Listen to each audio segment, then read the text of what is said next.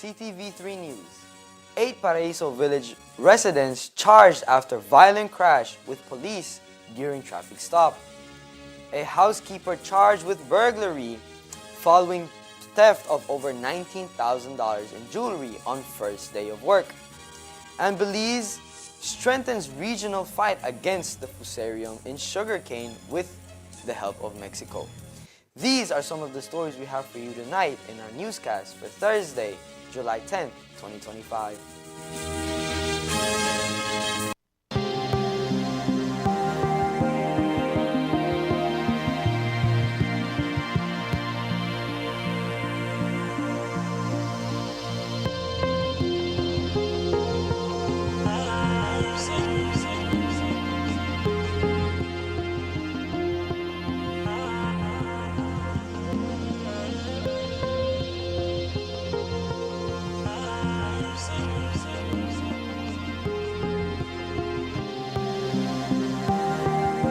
Let's all be safe during the rainy season. Belize Electricity Limited reminds you that heavy rains can cause flooding in your neighborhood and on roads. Avoid driving or walking in flooded areas, which can have hidden dangers such as debris and fallen power lines. Belize Electricity Limited cares about your safety. Please stay safe. World shifts to regional supply chains, Belize is poised to lead. This is where blue innovation meets green ambition, and orange creativity thrives. Join us for the Belize Investment Summit 2025, September 3rd to 5th at the Sunset Carib in San Pedro. From agribusiness to aquaculture, from renewable energy to digital services, from tourism to trade, this is the future of regional integration. And it starts here.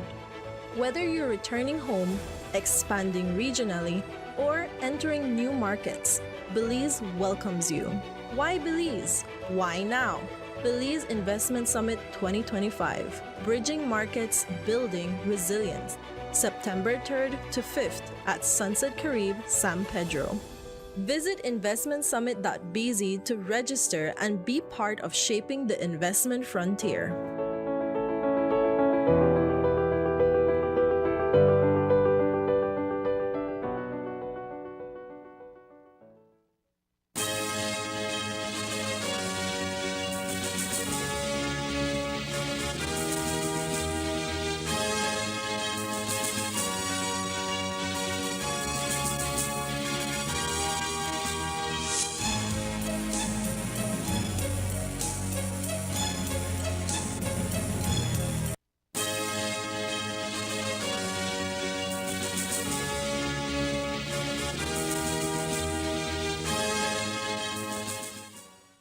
Good evening. With your newscast, also simulcast on Fiesta FM 106.7, I am Jaden Gamis. 8 residents of Paraiso Village has been formally charged following the chaotic clash with police on Tuesday night that has widely spread across social media. The group appeared before authorities earlier today and were slapped with a few charges, including obstruction, assaulting a police officer, resisting arrest, and disorderly conduct. The charges stem from a violent altercation that erupted after a traffic stop escalated into a full-blown brawl between officers and several members of the Salazar family. All 8 individuals were granted bail and are scheduled to appear in court later this week. The incident sparked national concern, with cell phone footage showing police using batons and physical force to subdue some of the arrestees. In the wake of the public backlash, on Wednesday, Commissioner of Police Dr. Richard Rosado assured that a thorough investigation will be conducted on this matter to determine any wrongdoings by police officers. We will conduct a thorough and independent investigation, and in each case, force must be justifiable. And if the force was not justifiable, then action will be taken against the police officer. But I also want to echo that recent assaults on police officers, the resistance of unlawful arrests, undermine the community's safety and the rule of law. While all citizens have rights. I want to caution them about violent confrontation against the police, because violent confrontation against the police is not justified. And we want to implore on the public to comply during the lawful police action. And I also want to remind the public, that the grievance should be addressed through the proper channel and not through confrontation with the police. Among the persons charged today were Miguel Salazar, Hugo Poncillo, Javier Salazar, Jose Luis Salazar Jr., Cesar Salazar, Jose Luis Salazar Sr., Judith Salazar, and Samuel Salazar. All were released on bail of $1,000 and are expected to appear before the Corozal lower court on Friday. A 39-year-old truck driver from Doublehead Cabbage has been released on bail following charges related to a deadly traffic accident that claimed the lives of a father and son on the Philip Golson Highway earlier this week. Melvin Ashburn Harris appeared before Magistrate Lugdell Black on Thursday morning to face five traffic-related charges, including 2 counts of manslaughter through negligence, 2 counts of causing death by careless conduct, and 1 count of driving without due care and attention. The charges arise from a tragic collision that occurred on Tuesday, July 8, 2025, between miles 28 and 29 near Biscayne Village. The victims identified are Jose Solis and his 18-year-old son Felipe Solis, both residents of Biscayne, died as a result of the crash. The incident happened just 3 days shy of Harris's 40th birthday. According to police reports, Harris was traveling northbound in a white Hino truck around 6:30 p.m.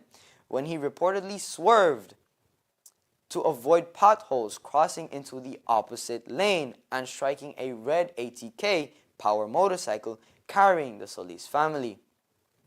The force of the collision ejected both riders, causing severe head and body injuries.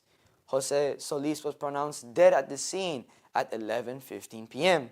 and his son Felipe succumbed 2 minutes later at 11:17 p.m. During the court sessions, Magistrate Black clarified that no plea would be entered at this stage due to the serious nature of the charges. Harris, represented by lawyers Leppy Banner and Richard Dickey Bradley, was granted bail set at $5,000, with 2 sureties, each providing $2,500. As part of his bail conditions, Harris is barred from contacting any members of the victim's family and must maintain a distance of at least 100 feet from them. Harris is scheduled to return to court on September 11, 2025 for further proceedings. A 26-year-old woman employed as a housekeeper is facing serious allegations of burglary after a luxury jeweler collection was stolen from a prominent businesswoman's residence in Buttonwood Bay. The incident occurred on the very first day of the suspect, Samara Moody of Ladyville, began her duties at the homeowner's property. Moody appeared before Magistrate Ludlow Black on Court Number 2 on Thursday to answer charges of burglary with intent to steal. She entered a plea of not guilty during the hearing. The victim, a 39-year-old woman, reported to police that she had explicitly instructed Moody not to access or clean the closets in her bedroom.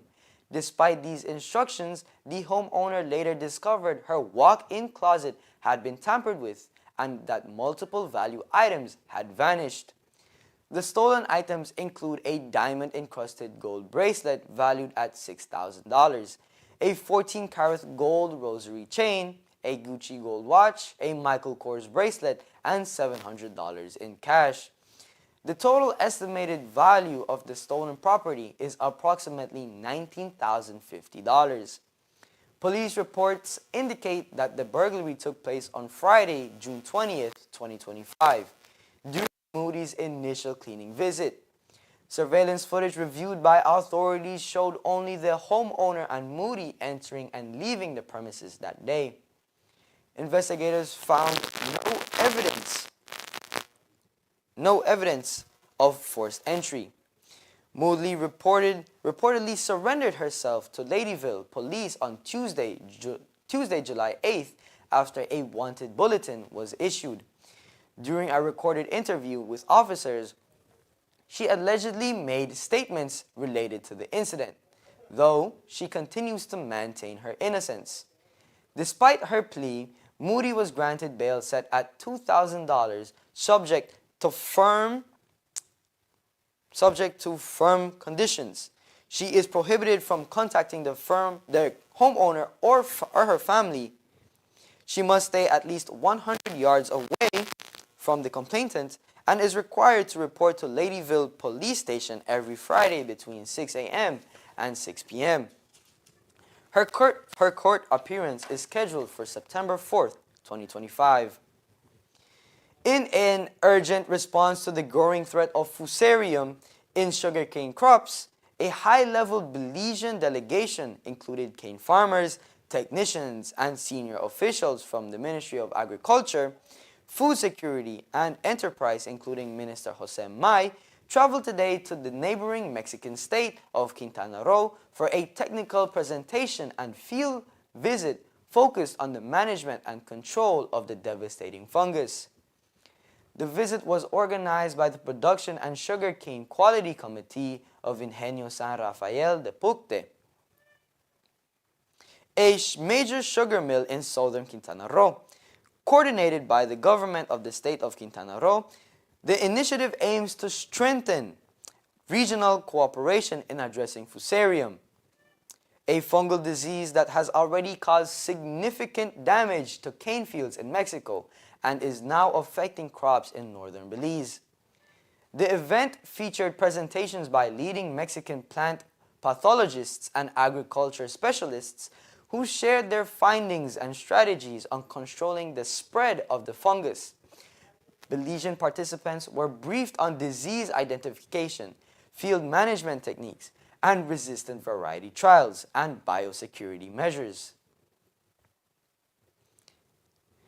Following the presentation, the delegation toured several affected sugarcane fields in the Pucte region, near the Rio Hondo River, which borders Belize. These site visits provided first-hand insight into the scale of the impact and the urgency of implementing effective control measures on both sides of the border.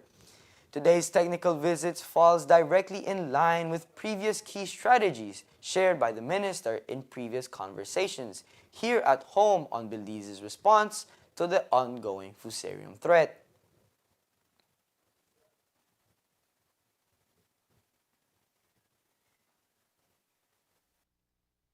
We cannot allow the sugar industry to go down the same road as citrus industry. It will not happen, not under this minister. We will do our best to ensure that the industry survives. There are 5,000 cane farmers, that's 5,000 families. So that's what, if you have 5,000 cane farmers and they have a wife and family, you're talking about 20,000 people. Plus the workers and those who depend, you're talking about 35,000, 40,000 people. We cannot allow this industry to go down. If you look at the mill employs what, 300 people? That's 300 families. Right? And so we look at this, we take this very seriously.